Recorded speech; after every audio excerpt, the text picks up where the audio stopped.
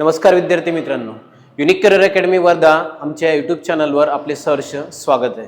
मित्रांनो बघा, नुकतीच फिजिकलच्या डेट ज्या मुलांच्या त्या जाहीर झालेल्या आहे. 20 तारखेपासून जवळपास बघा सगळ्याच जिल्ह्यामध्ये जे आहे ते फिजिकल होणार आहे, अपवाद मुंबई. तर त्यामुळे बघा फिजिकलच्या तयारीबरोबरच तुम्हाला बघा पेपरचा सुद्धा अभ्यास जो आता वाढवायचा आहे. 20 तारखेनंतर जे आहे फिजिकलला स्टार्ट होणार आहे. तर त्यामुळे बघा पेपरचा अभ्यास करताना मी वारंवार सांगितलं का प्रिव्हियस इयरचे प्रश्न तुम्हाला अतिशय महत्त्वाची मदत करत असतात आणि ते तुम्हाला दिशा देऊन आपल्याला एका प्रॉपर दिशेने अभ्यास करण्यासाठी महत्त्वाचे सुद्धा राहणार आहे. त्यामुळे बघा आज नेक्स्ट आणि आपला नवीन व्हिडिओ जो आहे तो PYQ सिरीजचा मी तुमच्या समोर घेऊन आलेला आहे. आजचा जो टॉपिक आहे बघा मित्रांनो, आपल्याला भूगोलमध्ये सूर्यमाला आणि पृथ्वी यावर जे काही प्रश्न आपले पडलेले आहेत ते आपण 2 लेक्चरमध्ये कव्हर करणार आहोत. आजचा पार्ट 1 राहणार आहे, याच्यानंतर पार्ट 2 सुद्धा मी लवकरच उपलब्ध करून देणार आहोत. तसेच बघा आपण जिल्हा विषयचे काही व्हिडिओ सुद्धा आपण लवकर उपलब्ध घेऊन येऊ. 1-2 दिवसात तुम्हाला जिल्हा विषयची व्हिडिओ सुद्धा उपलब्ध होऊन जाणार. जसं वर्धा आहे, नागपूर आहे, त्या संबंधी काही जिल्ह्याचे जे विशेष आहे ते जिल्हा विषय सुद्धा मी लवकरच आमच्या चॅनलवर अपलोड करणार आहोत. ज्यांनी कोणी अजूनही चॅनलला सबस्क्राईब केलं नाही त्यांनी चॅनलला सबस्क्राईब करून घ्या आणि व्हिडिओ जर आवडला लाईक आणि कमेंट करायला विसरू नका. चला आज जे आपण सूर्यमाला आणि पृथ्वी यावर जे काही प्रश्न पडलेले आहेत त्या प्रश्नाला कव्हर करण्याचा प्रयत्न करणार आहोत. बघा आजचा जो आहे मित्रांनो, आपल्याला पहिला जो प्रश्न विचारण्यात आलाय बघा रे, हा प्रश्न तुम्हाला 2 SRPF 2024 ला जो आहे हा प्रश्न तुम्हाला विचारण्यात आलेला आहे. बघा पहिला जो प्रश्न आज विचारला, प्रश्न काय लक्ष द्या इकडे बघा. पृथ्वीचा केंद्र भाग कोणत्या नावाने ओळखला जातो? 2 SRPF 2024 ला जो आहे हा प्रश्न विचारलेला आहे की पृथ्वीचा पृष्ठभाग केंद्र भाग जो आहे कोणत्या नावाने ओळखला जातो. याचं उत्तर बघा रे, आपल्याला येणार आहे निपे. लक्षात घ्या, पृथ्वीच्या अंतरंगात जर तुम्ही गेले ऑप्शन नंबर 3 असं येते. पृथ्वीच्या अंतरंगात जर आपण गेलो तर 3 भाग राहणार आहे. बघा सर्वात वरती भाग राहते आहे तो आहे सियाल, त्या खाली राहते बघा रे सीमा आणि लास्ट मध्ये जर म्हटलं तर तो राहणार आहे निपे. सियाल, सीमा, निपे. पृथ्वीचा भूकवच जर म्हटलं बघा तर पृथ्वीच्या भूकवचाचे 3 भाग पडतात. सर्वात पहिले जर म्हटलं 3 भाग कोणते कोणते लक्षात ठेवायचे आहे तर पृथ्वीचं जे भूकवच राहते या भूकवचाचे आपल्याला टोटल 3 भाग जे आहे पृथ्वीच्या भूकवचाचे पडणार आहे. सर्वात वरती बघा, सर्वात पहिले जर गेलो तर याला म्हणते भूकवच, त्या खाली राहते प्रावरण आणि तिसरा जर म्हटलं लक्षात ठेवा तो राहणार आहे गाभा. 3 आहे भूकवच, प्रावरण आणि गाभा. यामध्ये बघा पहिल्याच्यात सियाल, त्यानंतर सीमा आणि तिसरा निपे. सियाल, सीमा आणि निपे जे आहे लक्षात ठेवायचं आहे. तर भूकवचामध्ये सर्वात वरती सियाल, नंतर सीमा आणि सर्वात खाली बघा गाभ्यामध्ये जो राहणार आहे तो लक्षात घ्यायचा आहे निपे जो आहे तो गाभ्यामध्ये राहते. सियाल, सीमा, निपे. प्रश्न होता का पृथ्वीचा केंद्र भाग कोणत्या नावाने ओळखला जातो? तर निपे. निपे लक्षात ठेवायचं. निपेचा अर्थ होते बघा निखेल प्लस फेरस 2 आहे. निफेल म्हणजे म्हटलं मला निपे जर विचारलं का होते, निपेचा अर्थ होते निकेल प्लस फेरस 2 जे तिथे आढळतात म्हणून याचं नाव आहे निफे. या प्रकारे तुम्हाला विचारते, कधी कधी विचारते लक्षात ठेवा, क्रम लावा. सर्वात वरती सियाल, त्या खाली सीमा आणि तिसरा निपे. जर म्हटलं काय काय बघा, सर्वात वरचा भाग भूकवच, त्या खाली राहते प्रावरण आणि त्या खाली जर म्हटलं तिसरा तो आहे गाभा. गाभ्यामध्ये तुम्हाला निखेल आणि फेरस आढळते म्हणून याला निफे या नावाने ओळखलं जाणार आहे. क्लिअर आहे? 2 SRPF 2024 ला प्रश्न आला, महत्वाचा आहे. चला पुढच्या प्रश्नाकडे जाऊ. नेक्स्ट बघा, दुसरा जो प्रश्न आपल्याला महत्वाचा आला बघा रे, हा सुद्धा 2 SRPF 2024 लाच आपल्याला प्रश्न येऊन गेलेला आहे. सूर्याच्या मदतीने करता येते असे कालगणनेचे एकक कोणते? आता सूर्य आहे, सूर्याच्या मदतीने जर कालगणनेचे एकक कोणतं लक्षात ठेवायचं आहे ते आहे वर्ष. लक्षात घ्या, वर्ष जे आहे ते सूर्याच्या मदतीने करता येणारं कालगणनेचं एकक आहे. का बरं? लक्षात द्या. बघा तुम्हाला माहित आहे पृथ्वी जे आहे ते सूर्याभोवती फिरते. पृथ्वी लक्षात ठेवायचं आहे सूर्याभोवती. तर पृथ्वी जे आहे ते सूर्याभोवती फिरते आणि पृथ्वीला सूर्याभोवती एक चक्कर मारायला लक्षात ठेवायचं आहे 365 दिवस, त्यानंतर आहे 5 तास 48 मिनिट आणि 54 सेकंदाचा कालखंड जो आहे तो लागणार आहे. लक्षात ठेवायचा आहे. बघा याला म्हणते 365 दिवस 5 तास 48 मिनिट 54 सेकंद. म्हणजे बघा टोटल यालाच म्हणणार आपण 1 वर्ष. लक्षात घ्या, म्हणजे बघा पृथ्वी सूर्याभोवती फिरण्यासाठी पूर्णपणे 1 वर्ष जो आहे कालावधी घेत असते. त्याच्यावर आपण बघा एक कालगणनेचं एकक तयार केलं आहे ते म्हणजे वर्ष. आपल्या इथे तुम्हाला माहित आहे आपले जे कॅलेंडर आहे ते आहे ग्रेगोरियन कॅलेंडर, जे आपण सूर्य आधारित आहे. लक्षात घ्या ग्रेगोरियन कॅलेंडर, ज्याचा स्वीकार आपल्याला लक्षात ठेवा 22 मार्च 1957. तर 22 मार्च 1957 पासून आपण बघा ग्रेगोरियन कॅलेंडरचा स्वीकार केला आणि याचपासून बघा आपलं जे वर्ष आहे ते सूर्याच्या आधारे आपण 1 वर्ष किंवा कालगणनेचं एक ठरवतं. ऑप्शन नंबर 3 लक्षात घ्या. आणि टोटल कालावधी विचारला 365 दिवस 5 तास 48 मिनिट आणि 54 सेकंद जो आहे पृथ्वीला 1 चक्कर सूर्याभोवती मारायला लागणार आहे, ज्याला आपण म्हणतो 1 वर्ष. प्रश्न विचारते ग्रेगोरियन कॅलेंडरचा स्वीकार कधी झाला? 22 मार्च 1957 ला ग्रेगोरियन कॅलेंडरचा स्वीकार जो आहे तो करण्यात आलेला आहे. 2 SRPF दोन्ही प्रश्न आलेले होते, माहित पाहिजे. चला तिसऱ्या प्रश्नाकडे बघा. थर्ड जो प्रश्न बघा रे आपल्याला विचारलाय हा 2 वेळा आला. पुन्हा बघा 2 SRPF 2024 ला आला, पालघर बँड्समॅन 2024 ला सुद्धा प्रश्न आलेला आहे. प्रश्न बघा ग्रीन हाऊस इफेक्ट कशाशी संबंधित आहे? लक्षात घ्या. आता ग्रीन हाऊस इफेक्ट वर तुम्हाला प्रश्न पडतात का? सर्वात मोठी ग्रीन हाऊस इफेक्ट वाली गॅस कोणती आहे? सर्वाधिक ग्रीन हाऊस इफेक्टच्या गॅसेस कोणत्या?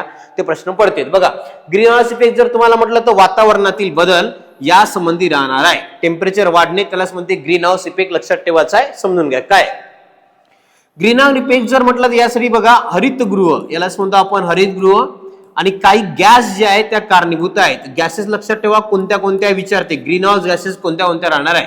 नंबर 1 कार्बन डायऑक्साईड, नंबर 2 आहे मिथेन, नंबर 3 लक्षात ठेवा नायट्रस ऑक्साईड, नंबर 3 लक्षात ठेवायचं आहे नायट्रस ऑक्साईड. ही सुद्धा एक बघा रे ग्रीन हाऊस गॅस जे आहे ते राहणार आहे नायट्रस ऑक्साईड. आणि नंबर 4 मध्ये म्हटलं तर बघा पाण्याची वाफ. या महत्वाच्या 4 जे आहे ग्रीन हाऊस गॅसेस राहणार आहे. सर्वात पहिले कार्बन डायऑक्साईड, नंतर मिथेन, त्यानंतर नायट्रस ऑक्साईड आणि पाण्याची वाफ. सर्वाधिक म्हटलं तर कार्बन डायऑक्साईड. लक्षात घ्या ग्रीन हाऊस गॅसमध्ये 60% पेक्षा जास्त वाटा जो एकाच गॅसेसचा आहे तो आहे कार्बन डायऑक्साईड, दुसरी मिथेन, तिसरी नायट्रस ऑक्साईड आणि चौथी आहे पाण्याची वाफ. आणि वातावरणामध्ये बदल घडून आणण्यासाठी बघा ग्रीन हाऊस इफेक्ट जे आहे मोठ्या प्रमाणात कार्य करते. वातावरणातील बदल. पुढे हरित क्रांती म्हटलं तुम्हाला माहिती आहे कृषी संबंधी राहणार आहे. ते हरित क्रांती अन्नधान्य उत्पादन. दुग्ध क्रांती म्हटलं तर दुधासंबंधी जर म्हटलं तर दुग्ध क्रांती राहणार आहे दुधासंबंधी. आणि दुग्ध क्रांतीचे जनक विचारते. लक्षात ठेवा जनक त्यांचं नाव आहे रे वर्गीस कुरियन. तर दुग्ध क्रांतीचं जनक ज्या व्यक्तीला ओळखलं जाते ते आहे वर्गीस कुरियन. यांची जयंती राहते मित्रांनो बघा 26 नोव्हेंबर जो राहते राष्ट्रीय दुग्ध दिवस. लक्षात ठेवा 26 नोव्हेंबर हा दिवस आपल्याला लक्षात ठेवायचा आहे. राष्ट्रीय दुग्ध दिवस म्हणून आपण साजरा करतो 26 नोव्हेंबर वर्गीस कुरियन यांची जयंती. ते तुम्हाला महत्वाचं आहे. ग्रीन हाऊस इफेक्ट जर म्हटलं तर वातावरणातील बदलासंबंधी जे आहे ते ग्रीन हाऊस इफेक्ट राहणार आहे. नेक्स्ट बघा आता चौथा प्रश्न हा बघा रे नांदेड पोलीस 2024 ला जो आपल्याला विचारण्यात आलेला आहे हा पृथ्वीचा एकमेव नैसर्गिक उपग्रह आहे. आता एकमेवचा अर्थ समजून घ्या. पृथ्वीला ऑलरेडी एकच उपग्रह आहे तो म्हणजे चंद्र, त्याच्यापेक्षा दुसरा कोणताही नाही आहे. बघा पृथ्वीचा एकमेव उपग्रह जर म्हटलं तुम्हाला चंद्र. आता चंद्रासंबंधी तुम्हाला काही बेसिक कन्सेप्ट चांगले माहित असणं आवश्यक राहणार आहे. बघा चंद्र जर म्हटलं तर पृथ्वीचा एकमेव उपग्रह आहे. अंतर बघा याचं अंतर जर म्हटलं तर ते आहे 3,84,000 किलोमीटर. लक्षात ठेवा 3,84,000 किलोमीटर जो आहे सूर्य आणि चंद्र यांच्यामधलं अंतर राहणार आहे. पुढे बघा चंद्राचा प्रकाश जर विचारलं तर चंद्राचा प्रकाश पोहोचायला 1.3 सेकंद लागतात. लक्षात ठेवा 1.3 सेकंद जो आपल्याला चंद्राचा प्रकाश पोहोचण्यासाठी 1.3 सेकंद लागणार आहे. पुढे चंद्र दररोज लक्षात ठेवा चंद्र दररोज 50 मिनिटे उशिरा उगवतो. दररोज लक्षात ठेवायचं आहे चंद्र जो आहे तो दररोज 50 मिनिटे जो आहे उशिरा उगवते. आजच्या पेक्षा बघा दररोज जो आहे तो 50 मिनिटे उशिरा उगवत जाणार आहे. पुढे बघायचा परिवलन व परिभ्रमण. आता इथे बघा 2 गोष्टी आहे. सर्वात पहिले आला परिवलन कालावधी. परिवलन कालावधी म्हणजे तुम्हाला जर म्हटलं तर स्वतःभोवती फिरणे आणि परिभ्रमण म्हणजे होते स्वतःभोवती फिरता फिरता दुसऱ्या भोवती फिरणे, त्याला म्हणते परिभ्रमण. तर परिवलन आणि परिभ्रमण कालावधी एकसारखा आहे. बघा परिवलन आणि परिभ्रमण कालावधी जर म्हटलं तर एकसारखा आहे. एकसारखाचा कालावधी राहणार आहे. परिवलन आणि परिभ्रमण कालावधी एकसारखाच राहणार आहे. आणि तो किती बघा रे 27 दिवस 7 तास आणि 43 मिनिट. लक्षात घ्या इथे बघा 27 दिवस 7 तास आणि 43 मिनिट जो यांचा परिवलन आणि परिभ्रमण कालावधी राहणार आहे. तर परिवलन आणि परिभ्रमण कालावधी म्हटलं तुम्हाला 27 दिवस त्यानंतर 7 तास त्यानंतर 43 मिनिट. आणि ह्या दोन्ही लक्षात ठेवायचं एक सारखाच राहणार आहे. तर परिवलन आणि परिभ्रमण कालावधी एकसारखा म्हटलं किती 27 दिवस 7 तास आणि 43 मिनिट जो आहे यांचा परिवलन आणि परिभ्रमण कालावधी राहणार आहे. कोणाचा? चंद्राचा. चंद्र जर म्हटलं तर पृथ्वीचा एकमेव उपग्रह जो राहणार आपला चंद्र. अंतर बघा 3,84,000 किलोमीटरचं अंतर राहणार आहे. चंद्राचा प्रकाश पोहोचायला 1.3 सेकंद आपल्याला लागतात. दररोज 50 मिनिट उशिरा उगवते या लक्षात घ्या. त्यानंतर परिवलन आणि परिभ्रमण कालावधी एकसारखा आहे. तो किती 27 दिवस 7 तास 43 मिनिट जो आहे यांचा परिवलन आणि परिभ्रमण कालावधी राहणार आहे. आता एमपी बघा चंद्रावर गुरुत्वाकर्षण बघा पृथ्वीच्या गुरुत्वाकर्षणाच्या बघा पृथ्वीच्या गुरुत्वाकर्षणाच्या जे काही पृथ्वीवर गुरुत्वाकर्षण आहे त्याच्या लक्षात ठेवायचं आहे 1/6 पट. समजून घ्या पृथ्वीवर जेवढी काही ग्रॅव्हिटेशनल फोर्स आहे त्याच्या 1/6 पट ग्रॅव्हिटी जो आहे तो चंद्रावर राहते. एक्झाम्पल सांगतो समजून घ्या. जर एखादी व्यक्ती पृथ्वीवर 60 किलोचा असेल तर चंद्रावर फक्त 10 किलोचा राहणार. समजून घ्या पृथ्वीवर जर मित्रांनो तो बघा 60 किलोचा असेल तर 60च्या 1/6 जर काढतो म्हटलं तर चंद्रावर त्याचं वजन फक्त 10 किलो जे आहे ते भरणार आहे. फक्त 10 किलो चंद्रावर. पृथ्वीवर 60 किलो चंद्रावर 10 किलो राहणार. आणि जर एखादी व्यक्ती चंद्रावर 10 किलो असेल तर पृथ्वीवर त्याचं वजन 60 किलो भरणार. कारण गुरुत्वाकर्षण 1/6 पट जे आहे ते राहणार आहे. ती एवढी तरी बेसिक माहिती तुम्हाला लक्षात ठेवा. नैसर्गिक उपग्रह जो आहे पृथ्वीचा चंद्र याच्याबद्दल असणे आवश्यक आहे. क्लिअर आहे का? हा तुम्हाला नांदेड पोलीसला प्रश्न आला होता, महत्वाचा आहे. चला पुढे चला. नेक्स्ट प्रश्न बघा रत्नागिरी पोलीस 2024 ला मित्रांनो हा प्रश्न आलेला आहे. याचा प्रश्न बघा प्रश्न क्रमांक 5 अयोग्य विधान ओळखा. अयोग्य म्हणजे चुकीचे. तर चुकीचे विधान ओळखा लावला त्यांनी असा प्रश्न आपल्याला विचारण्यात आलेला आहे. प्रश्न बघा पहिल्यांदा सर्वात पहिले खारे वारे दिवसा वाहतात. तर पहिला नंबरला पॉईंट जो आहे तो बरोबर आहे. खारे वारे जे नेहमी दिवसा वाहतात. नंबर 2 मतलई वारे रात्री वाहतात. हे सुद्धा बरोबर आहे मित्रांनो. बघा मतलई वारे जे आहे ते रात्री वाहतात. बघा समुद्राकडून जमिनीकडे आणि जमिनीकडून समुद्राकडे. एकाचं नाव खारे वारे दुसऱ्याचं नाव मतलई वारे. तर दोन्ही आहे खारे वारे मतलई वारे. खारे वारे दिवसा वाहतात, मतलई वारे रात्री वाहतात. पुढे मोसमी वारे हे मोठ्या प्रमाणातील खारे आणि मतलई वारे आहे. बरोबर आहे. मोसमी वारे म्हणजे काही वेगळे वारे नाहीये. मोसमी वारे म्हणजे तेच आहे खारे आणि मतलई दिवसा आणि रात्री वाहणारे वाऱ्यालाच आपण मोसमी वारे म्हणतो. याचा अर्थ हा सुद्धा पॉईंट तिसरा बरोबर आहे. पहिला बरोबर आहे, दुसरा बरोबर आहे, तिसरा याचा अर्थ होते का कन्फर्म. चौथा ऑप्शन चुकीचा आहे. चौथं काय बंगारी जमीन उशिरा तापते आणि पाणी लवकर तापते. हे उलट आहे. हे चुकीचं आहे लक्षात घ्या. बघा जमीन जर म्हटलं तुम्हाला तर लवकर तापते. जमीन लक्षात ठेवायचं आहे उशिरा नाही लवकर तापते. व पाणी उशिरा तापते इथे लवकर दिलेला आहे. तर त्यामुळे ऑप्शन नंबर 4 जे आहे कन्फर्म चुकीचं झालेला आहे. जमीन लवकर तापते आणि पाणी जे आहे उशिरा तापते. आणि याचमुळे बघा दिवसा आणि रात्री 2 वारे वारते. एक राहते खारे वारे, एक राहते मतलई वारे. दिवसा वाहणारे खारे वारे, रात्री वाहणारे मतलई वारे. वाऱ्याच्या प्रकारावर प्रश्न होता. अयोग्य म्हणजे चुकीचं विधान ओळखायला लावलेलं आहे. ऑप्शन नंबर 4 हे चुकीचे विधान आहे. जमीन लवकर तापते आणि पाणी उशिरा तापते हे एक्झॅक्ट स्टेटमेंट राहायला पाहिजे. हे उलट करून विचारण्यात आलेला आहे.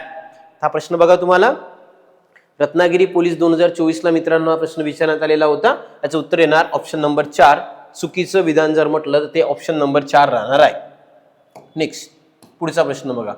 हा बघा तुम्हाला रत्नागिरी पोलीस 2024 ला आपल्याला प्रश्न विचारण्यात आलेला आहे. खालीलपैकी चुकीचे विधान ओळखा. चुकीचे प्रश्न वाचताना केअरफुली वाचायचा आहे.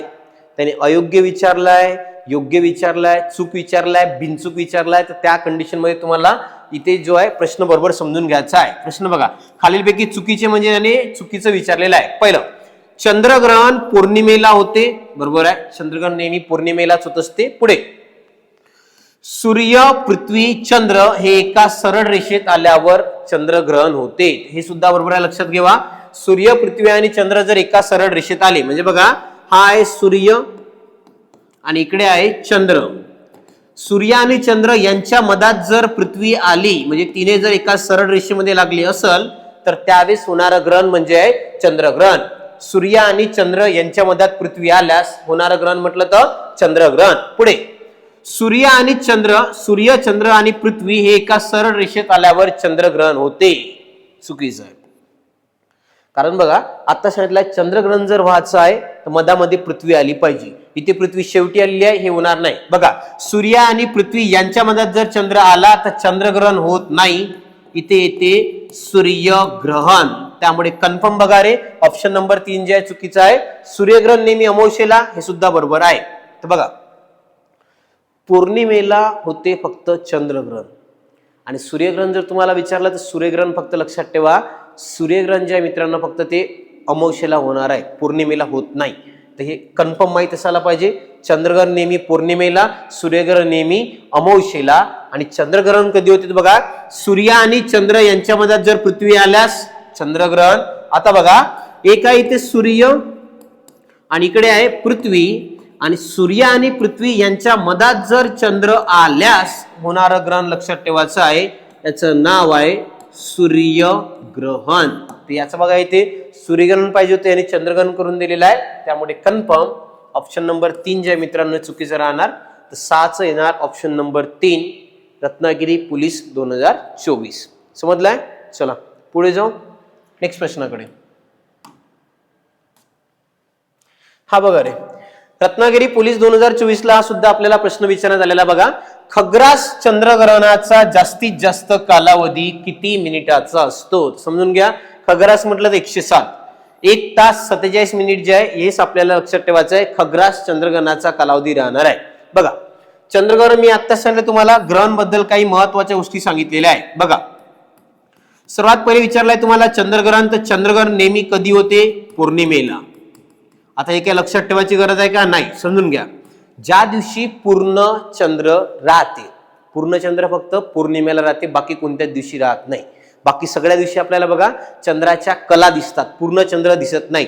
पूर्ण चंद्र फक्त तो राहते पौर्णिमेला, आणि त्या दिवशी जर ग्रहण लागत असेल तर त्याला म्हणते चंद्रग्रहण पौर्णिमेला. आणि कधी लागते बघा, सूर्य आणि चंद्र यांच्यामध्ये काय आल्यास हे पृथ्वी आल्यास. तर सूर्य चंद्र आणि यांच्या मधात जर पृथ्वी आली असेल तर होणारं ग्रहण चंद्रग्रहण. प्रकार राहते 2, एक राहते खग्रास आणि दुसरा आहे खंडग्रास. आता बघून घ्या रे, पहिला प्रकार जो आहे तो खग्रास. खग्रासचा अर्थ आहे का, पूर्ण जर सूर्य झाकला जात असेल त्याला म्हणायचं खग्रास, जो राहते 107 मिनिटाचा कालावधी राहणार आहे. आणि काही भाग जर झाकला असेल, अर्धा चंद्र झाकला आहे, थोडासा भाग जर झाकला असेल त्याला म्हणायचं खंडग्रास. पूर्ण झाकला खग्रास, काही झाकला तर खंडग्रास. खग्रास आणि खंडग्रास हे याचे 2 प्रकार पडणार आहे. त्यामुळे बघा हा प्रश्न तुम्हाला रत्नागिरी पोलीस 2024 ला आलेला, का आपल्या खग्रास चंद्रग्रहणाचा जास्तीत जास्त कालावधी किती मिनिटाचा राहू शकते? 107 मिनिट जो आहे याचं उत्तर यायला पाहिजे.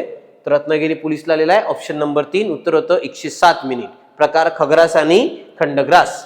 आणि चंद्रग्रहण नेहमी लक्षात ठेवा पौर्णिमेलाच होते. सूर्यग्रहण अमावस्येला, चंद्रग्रहण जे आहे ते पौर्णिमेला होणार आहे. चला पुढे चला, नेक्स्ट प्रश्न बघा. हा बघा रे, रत्नागिरी पोलीस 2024 ला प्रश्न आपल्याला विचारण्यात आलेला आहे. प्रश्न बघा, योग्य विधान ओळखा. योग्य तुम्हाला विचारलेलं आहे की योग्य विधान कोणतं राहणार आहे ते ओळखायला लावलेलं आहे. बघा पृथ्वीच्या दक्षिण गोलार्धात वारे अतिशय वेगाने वाहतात, असं वगैरे आहे का? तर नाही. दक्षिण गोलार्धामध्ये वारे जे आहे अतिशय वेगाने वाहतात हे चुकीचं आहे. उत्तर गोलार्धात वारे अतिशय वेगाने वाहतात हे सुद्धा चुकीचं आहे. पृथ्वीच्या कमी दाबाच्या पट्ट्याकडून जास्त दाबाच्या पट्ट्याकडे वारे वाहतात. लक्षात ठेवायचं आहे, पृथ्वीच्या कमी दाबाच्या पट्ट्याकडून जास्त दाबाच्या पट्ट्याकडे काय करतात मला? वारे वाहतात. वारे वाहताना नेहमी लक्षात ठेवायचं आहे, कमी दाबाच्या पट्ट्याकडून जास्त दाबाच्या पट्ट्याकडे जे आहे वारे वाहतात. तर नाही, वारे नेहमी लक्षात ठेवायचं आहे जास्त दाबाच्या पट्ट्याकडून कमी दाबाच्या पट्ट्याकडे वाहतात. त्यामुळे हे सुद्धा चुकीचं आहे. पुढे 4 बघा, पर्वतीय वारे सूर्यास्त नंतर वाहतात. हे ऑप्शन जे आहे ना बघा, ऑप्शन नंबर 4 बरोबर आहे. बघा 2 वारे राहते, एक तर राहते पर्वतीय वारे लक्षात ठेवायचं आहे, आणि एक राहते दरीय वारे. पर्वतीय वारे जर म्हटलं नेहमी बघा सूर्यास्त झाल्याच्या नंतर पर्वतीय वारे वाहतात आणि सूर्योदय झाल्याच्या नंतर दरीय वारे वाहतात. दरीय वारे लक्षात ठेवायचं आहे. तर त्यामुळे बघा ऑप्शन नंबर 4 जे आहे, पर्वतीय वारे सूर्यास्तानंतर वाहतात, ऑप्शन नंबर 4 कन्फर्म तुमचं बरोबर राहणार आहे. विचारला योग्य विधान ओळखा. रत्नागिरी पोलीस 2024 ला जो आहे प्रश्न आलेला होता, तर त्यामुळे याचं उत्तर येते बघा ऑप्शन नंबर 4, पर्वतीय वारे सूर्यास्त नंतर वाहतात. हे स्टेटमेंट तुम्हाला बरोबर राहणार आहे. नेक्स्ट बघा आता, हा सुद्धा बघा रे रत्नागिरी पोलीस 2024 ला प्रश्न आलेला आहे. प्रश्न बघा, उदानाची भरती कधी येते? ते लक्षात ठेवा, उदानाची भरती आणि ओटी लक्षात घ्या. इकडे एक तर जर तुम्हाला म्हटलं उदानाची भरती किंवा ओटी, एक तर भरती विचार द्या किंवा ओटी कधी येते जर त्यांनी म्हटलं तर येणार आहे अमावस्या किंवा पौर्णिमेला. लक्षात घ्या रे, अमावस्या किंवा पौर्णिमेलाच या गोष्टी होणार आहे. लक्षात घ्या, अमावस्या किंवा पौर्णिमेलाच उदानाची भरती किंवा ओटी येते. त्यामुळे त्या ऑप्शनला अमावस्या किंवा पौर्णिमा पाहिजे. शुक्ल अष्टमी नाही, कृष्ण अष्टमी नाही, एकादशी नाही, अमावस्या. बघा इथे ऑप्शन नंबर 3. पौर्णिमा जर असतं तर पौर्णिमा तुमचं उत्तर असतं, अमावस्या आहे तर अमावस्या. लक्षात ठेवायचं आहे, उदानाची भरती किंवा ओटी कधी येते? पौर्णिमा आणि अमावस्येलाच लक्षात घ्या उदानाची भरती किंवा ओटी येणार आहे. तर अमावस्या किंवा पौर्णिमेला रत्नागिरी पोलीस 2024 ला जो आपल्याला प्रश्न विचारण्यात आलेला होता का उदानाची भरती आणि ओटी कधी येते, तर अमावस्या किंवा पौर्णिमेलाच येणार आहे. चला पुढे बघा, अमरावती ग्रामीण पोलीस 2024 ला जो आपल्याला प्रश्न आलेला आहे. प्रश्न बघा, चंद्रग्रहण खालीलपैकी कोणत्या दिवशी होत असते? आता सांगितलंय चंद्रग्रहण नेहमी ज्या दिवशी पूर्ण चंद्र राहणार त्या दिवशी, आणि पूर्णचंद्र दररोज राहत नाही, फक्त पौर्णिमेलाच पूर्णचंद्र राहत आहे. आणि पूर्णचंद्र असताना जर तो काही भाग झाकला जात असेल तर त्याला म्हणते ग्रहण. प्रश्न बघा, चंद्रग्रहण खालीलपैकी कोणत्या दिवशी होते? पौर्णिमेला. लक्षात ठेवा रे, पौर्णिमेलाच चंद्रग्रहण होणार आहे. कधी होते बघा, सूर्य आणि चंद्र यांच्या मध्ये रे पृथ्वी आल्यास. लक्षात घ्या, सूर्य आणि चंद्र यांच्या मधात जर पृथ्वी आली असेल तर होणारं ग्रहण चंद्रग्रहण जे होते पौर्णिमेला. आणि अमावस्येला लक्षात ठेवा फक्त होते एकच ग्रहण ज्याचं नाव आहे सूर्यग्रहण. तर सूर्यग्रहण नेहमी होते अमावस्येला. सूर्यग्रहण म्हटलं तर अमावस्येला, पौर्णिमेला होते चंद्रग्रहण. आणि सूर्यग्रहण बघा, सूर्य व पृथ्वी यांच्या मधात लक्षात घ्या रे चंद्र आल्यास. सूर्य आणि पृथ्वी यांच्या मधातून जर तिघे सरळ रेषेमध्ये जर आले असेल तर त्यावेळेस होणार ग्रहण सूर्यग्रहण. आणि जर बघा सूर्य आणि चंद्र यांच्या मधात पृथ्वी आली तर होणार ग्रहण म्हणजे ते चंद्रग्रहण. इथे पौर्णिमेला, इकडे जर म्हटलं तुम्हाला सूर्यग्रहण जर म्हटलं तर अमावस्येला. लक्षात ठेवा, तर पौर्णिमा आणि अमावस्या, पौर्णिमेला चंद्रग्रहण, अमावस्येला सूर्यग्रहण. प्रकार तेच आहे, खग्रास आणि दुसरा खंडग्रास. बघा पहिला प्रकार जर म्हटलं तुम्हाला खग्रास, दुसरा आहे खंडग्रास. पूर्ण जर होत असेल तर खग्रास, काही भाग झाकला असेल तर त्याला म्हणायचं खंडग्रास. अमरावती ग्रामीण पोलीस 2024 ला प्रश्न आलेला होता, महत्वाचा आहे का कोणत्या तारखेला होते किंवा कधी होते, तर पौर्णिमा आणि अमावस्या लक्षात ठेवण्याचा प्रयत्न करा. पुढे बघा, कोल्हापूर SRPF 2024 ला हा प्रश्न विचारण्यात आलेला आहे. प्रश्न बघा, चंद्रग्रहणात पुढीलपैकी कोणती क्रिया घडते? कोणती क्रिया घडते हा प्रश्न तुम्हाला विचारण्यात आलेला आहे. प्रश्न बघा, पृथ्वीची सावली चंद्रावर पडते. पहिलेच ऑप्शन बरोबर राहणार आहे. बघा चंद्रग्रहणामध्ये काय होते, तर पृथ्वीची सावली चंद्रावर पडते. चंद्राची सावली पृथ्वीवर पडते का? नाही. चंद्र सूर्याला झाकतो? नाही. सूर्य चंद्राला झाकतो? नाही. पृथ्वीची सावली चंद्रावर पडते. काय म्हणायचं समजून घ्या. कोल्हापूर SRPF 2024 चा प्रश्न आहे. बघा सर्वात पहिले तुम्हाला आता सांगितलं आहे चंद्रग्रहण जे होते रे ते होते पौर्णिमेला, दुसऱ्या दिवशी होत नाही, फक्त पौर्णिमेला. आणि कधी होते तर लक्ष द्या इथे बघा, सूर्य आणि चंद्र यांच्या मधात पृथ्वी आल्यास काय होते समजून घ्या. तर बघा सूर्याचा प्रकाश जो आहे तो चंद्रावर पडायला पाहिजे, पण मधात जे आहे पृथ्वी आडवी आल्याच्या कारणानं, तिने एका सरळ रेषेत आल्याच्या कारणानं सूर्याचा प्रकाश जो आहे तो पडते पृथ्वीवर आणि चंद्रावर न पडता, त्यामुळे बघा पृथ्वीवर या भागात प्रकाश पडत असल्याच्या कारणाने पृथ्वीची सावली कोणावर पडते? चंद्रावर पडते. आता हे पृथ्वी जे आहे इथे प्रकाश पडलाय, याची जी सावली आहे ते चंद्रावर पडत असल्याच्या कारणाने चंद्र झाकल्यासारखा दिसते, त्याला म्हणते चंद्रग्रहण. म्हणून लक्षात घ्या, चंद्रग्रहणात कोणती क्रिया घडते तर पृथ्वीची सावली चंद्रावर पडते, त्याला म्हणते चंद्रग्रहण, जे होते नेहमी पौर्णिमेला. आणि खग्रासवाला जर विचारलं किती मिनिट राहू शकते, 107 मिनिटापर्यंत राहू शकते. लक्षात ठेवा, खग्रास चंद्रग्रहण 107 मिनिटापर्यंत राहू शकते. कोल्हापूर SRPF 2024. बघा कोकण आहे, रत्नागिरीचे प्रश्न बघितले, दौंड SRPF, कोल्हापूर या भागात बेसिक जॉग्राफी किंवा सूर्यमाला आणि पृथ्वीवर मोठ्या प्रमाणात प्रश्न पडताना दिसते. तर असं नाही की इथेच येणार म्हणून, सगळ्याच ठिकाणी दिसतंय, पण या भागात प्रश्न पडण्याचं स्वरूप जे आहे मोठ्या प्रमाणामध्ये आहे, म्हणून बरोबर अंडरस्टँड करून ठेवा. सिंपल प्रश्न राहतील. चला नेक्स्ट प्रश्नाकडे जाऊ. पुढचा प्रश्न बघा.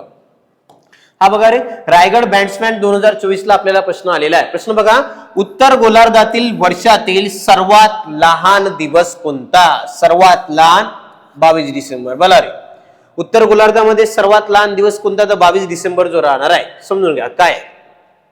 4 दिवस सांगतो. पहिला आहे 21 जून, दुसरा बघा 22 डिसेंबर, तिसरा बघा 22 किंवा 23 मार्च, आणि एक राहते रे 22 किंवा 23 सप्टेंबर. बघून घ्या, 4 दिवस सांगितले. 21 जून, 22 डिसेंबर, 22 किंवा 23 मार्च, 22 किंवा 23 सप्टेंबर. 21 जून बघा रे पहिल्यांदा, उत्तर गोलार्धातील सर्वात मोठा दिवस. बघा, उत्तर गोलार्धामधला सर्वात मोठा दिवस जर कोणता म्हटलं तो कन्फर्म राहणार आहे 21 जून. उत्तर गोलार्धातील सर्वात मोठा दिवस 21 जून. आणि सर्वात लहान, उत्तर गोलार्धामध्ये सर्वात लहान जर दिवस तुम्हाला विचारलं मित्रांनो, तो राहणार आहे 22 डिसेंबर. सर्वात लहान दिवस, सर्वात मोठा 21 जून, सर्वात लहान 22 डिसेंबर. पुढे बघा आता 22 किंवा 23 मार्च, 22 किंवा 23 सप्टेंबर या दिवशी दिवस व रात्र एक समान राहते. लक्षात द्या रे, या दिवशी जर म्हटलं तर दिवस आणि रात्र जे आहे एक समान राहते. तारीख होती 22 किंवा 23 मार्च, 22 किंवा 23 सप्टेंबर. दिवस आणि रात्र एक समान राहते. पुढे 22 डिसेंबरला बघा सर्वात लहान दिवस उत्तर गोलार्धामध्ये, आणि 21 जून बघा रे सर्वात मोठा दिवस राहणार आहे उत्तर गोलार्धात. आता जर तुम्हाला इथे प्रश्न फिरवतो म्हटलं तर प्रश्न फिरते का, जर त्याने विचारलं का दक्षिण गोलार्धातला सर्वात मोठा दिवस कोणता, तर जो उत्तर गोलार्धात सर्वात लहान दिवस राहते तोच दक्षिण गोलार्धात सर्वात मोठा दिवस राहणार आहे. बघून घ्या, उत्तर गोलार्धामध्ये सर्वात लहान दिवस आहे 22 डिसेंबर. हाच दक्षिण गोलार्धात, लक्षात घ्या इकडे, दक्षिण गोलार्धातला हाच जो राहणार आहे सर्वात मोठा दिवस राहते. उत्तर मध्ये सर्वात लहान, दक्षिण मध्ये सर्वात मोठा, आणि उत्तर मध्ये सर्वात मोठा राहते 21 जून. हाच दक्षिण गोलार्धात सर्वात लहान, म्हणजे सर्वात लहान दिवस जर दक्षिण गोलार्धात विचारला 21 जून राहणार आहे. दिवस आणि रात्र हे सेम आहे, 22 किंवा 23 मार्च, 22 किंवा 23 सप्टेंबर. दिवस आणि रात्र एक समान राहते. मागच्या 2023 ला जो वर्धा पोलीस भरतीचा पेपर झाला, 2023 नाही 24चा, त्या 24च्या पेपरमध्ये प्रश्न तुम्हाला विचारण्यात आलेला होता का उत्तर गोलार्धातला सर्वात मोठा दिवस कोणता वर्धा पोलीस भरतीला. 21 जून त्याचं उत्तर होतं. ते चारही दिवस तुम्हाला वारंवार विचारते, माहित पाहिजे. 21 जून सर्वात मोठा दिवस, 22 डिसेंबर सर्वात लहान दिवस, 22 किंवा 23 मार्च, 22 किंवा 23 सप्टेंबर. दिवस आणि रात्र एक समान राहणार आहे. उत्तर गोलार्धातला सर्वात मोठा दिवस म्हणजे दक्षिण गोलार्धातला सर्वात लहान दिवस राहणार आहे. ते वाईस वर्षा राहते, त्याला लक्षात ठेवण्याचा प्रयत्न करा. ऑप्शन नंबर 3 जे आहे याचं उत्तर राहणार प्रश्न क्रमांक 12, रायगड बॅट्समॅन 2024. चला पुढचा प्रश्न बघा. हा बघा रे, नागपूर SRPF 2024 ला जो आहे प्रश्न आलेला आहे, पृथ्वीच्या वातावरणात सर्वाधिक टक्केवारी कोणत्या वायूची आहे? आता इथे बघा वातावरणातील टक्केवारी तुम्हाला विचारलाय, ते आहे नायट्रोजन. 78% जवळपास बघा, 78.09% आपल्याला जवळपास नायट्रोजन आढळते. ऑप्शन नंबर 2 नायट्रोजनचं प्रमाण सर्वात मोठं राहणार आहे. जवळपास बघा ऑक्सिजन जर विचारला जवळपास 20.something% म्हणजे अप्रॉक्सिमेटली 21% जे आहे ते आपल्याला ऑक्सिजन आढळत असते, 21%. आणि कार्बन डायऑक्साईड बघा रे 0.03% जो आहे तो आपल्याला कार्बन डायऑक्साईड जो आढळणार आहे, ते 0.3% बघा कार्बन डायऑक्साईड. Nitrogen 78%, oxygen 21%. प्रश्न आहे का पृथ्वीच्या वातावरणात सर्वाधिक टक्केवारी कोणत्या वायूची आहे? नायट्रोजन. ऑप्शन नंबर 2 78% आपल्याला नायट्रोजन जो आहे तो पृथ्वीच्या वातावरणामध्ये आढळते. नागपूर SRPF 2024. चला नेक्स्ट प्रश्न बघा. हा बघा रे, नागपूर SRPF 2024 ला हा प्रश्न विचारण्यात आलेला आहे. सूर्यमालेतील कोणता ग्रह मॉर्निंग स्टार म्हणून ओळखला जातो? मॉर्निंग स्टार याला म्हणते पहाटेचा तारा किंवा सायंकाळचा तारा. तो आहे रे शुक्र. आता शुक्र लक्षात घ्या, IMP राहणार आहे. शुक्राचे काही फॅक्ट सांगतो, लक्षात ठेवा. बघा पहिल्या नंबरला यालाच म्हणते पृथ्वीचा जुडा भाऊ किंवा बहीण. लक्षात ठेवा, पहिलं जर म्हटलं याला पृथ्वीचा जुडा भाऊ किंवा बहीण जर म्हटलं तर लक्षात ठेवा शुक्र पृथ्वीचा जुडा भाऊ किंवा बहीण. कारण बघा आकार आणि घनत्वाच्या बाबतीमध्ये हा जवळपास पृथ्वीसारखा असल्याच्या कारणाने याला पृथ्वीचा जुडा भाऊ किंवा जुडा बहीण या नावाने ओळखला जाते. यालाच म्हणते बघा रे पहाटेचा तारा. पहिलं नाव याचं बघा पहाटेचा तारा, ज्याला आपण मॉर्निंग स्टार म्हणतो, किंवा सायंकाळचा तारा. दोन नाव आहे याला. पहिले तर आहे पहाटेचा तारा किंवा सायंकाळचा तारा. कारण बघा सगळे ग्रह जेव्हा फिरते ते फिरताना पश्चिमेकडून पूर्वेकडे फिरतात. हा एकमेव ग्रह जो पूर्वेकडून पश्चिमेकडे फिरतो, त्यामुळे इथे बघा पहाटेचा तारा किंवा सायंकाळचा तारा म्हणून याला ओळखलं जाते. पृथ्वीचा जुडा भाऊ किंवा जुडा बहीण सध्या जर कोणता ग्रह आहे तो राहणार आहे शुक्र. लक्षात ठेवायचा आहे शुक्र जो आहे तोच आपल्याला लक्षात ठेवा पृथ्वीचा जुडा भाऊ किंवा जुडा बहीण, पहाटेचा तारा किंवा सायंकाळचा तारा. हाच बघा रे सर्वाधिक उष्ण ग्रह. पृथ्वीमध्ये जेवढे ग्रह आहेत त्यामधला सर्वाधिक उष्ण ग्रह जर म्हटलं तर राहणार आहे कोणता शुक्र, ज्याला बघा एकही उपग्रह नाही. शुक्रला एकही उपग्रह नाही. दोन ग्रह असे आहे का ज्याला एकही उपग्रह राहणार आहे, बुध आणि शुक्र. तर बुध आणि शुक्र असे ग्रह आहे का ज्याला एकही उपग्रह नाही. पृथ्वीला एक, चंद्र, मंगळाला दोन राहते, फोबोस आणि डिमोस. पृथ्वीला लक्षात ठेवा एक, शुक्र आणि बुधला एकही उपग्रह राहत नाही. एवढी तरी बेसिक माहिती तुम्हाला बघा शुक्र बद्दल असणे आवश्यक राहणार आहे. पृथ्वी सर्वाधिक घनता असलेला ग्रह पृथ्वी, जीवसृष्टी असलेला ग्रह जर म्हटलं तर पृथ्वी. शनी बघा रे सर्वात कमी घनता. जेवढे काही ग्रह आहेत त्या ग्रहामध्ये सर्वात कमी घनता जर कोणत्या ग्रहाची आहे तो शनी. याला एखाद्या समुद्रात टाकला हा तरंगत राहील, अशी एवढ्या कमी घनता या ग्रहाची आहे तो म्हणजे शनी. बृहस्पती म्हटलं तर बघा रे सर्वात मोठा ग्रह. सूर्यमालेमध्ये जे 8 ग्रह आहेत त्या 8 मध्ये सर्वात मोठा ग्रह बृहस्पती. सर्वाधिक उपग्रह असणारा म्हटलं तरी बृहस्पती, ज्याला आपण गुरु म्हणतो. सर्वात जड ग्रह म्हटलं तरी लक्षात ठेवा बृहस्पती, ज्याला गुरु म्हणून ओळखला जाणार आहे. सर्वात मोठा ग्रह बृहस्पती, जीवसृष्टी असलेला पृथ्वी, सर्वात कमी घनता शनी. आणि शुक्रला बघा पृथ्वीचा जुडा भाऊ किंवा जुडा बहीण, पहाटेचा तारा किंवा सायंकाळचा तारा, सर्वाधिक उष्ण ग्रह, ज्याला एकही उपग्रह नाही तो म्हणजे लक्षात ठेवा रे शुक्र. दोन असे ग्रह ज्याला एकही उपग्रह नाही म्हणून सांगितलेला आहे. एक तो होता बुध आणि दुसरा आहे शुक्र, ज्याला एकही उपग्रह नाही. क्लिअर आहे. नागपूर SRP 2024 ला प्रश्न आलेला होता, माहित पाहिजे. तर मॉर्निंग स्टार जर म्हटलं तुम्हाला शुक्र नावाचा ग्रह राहणार आहे. चला पुढे. हा बघा रे रत्नागिरी चालक 2024 ला आला आणि ठाणे बँड्समॅन 2024 ला सुद्धा प्रश्न आलेला आहे.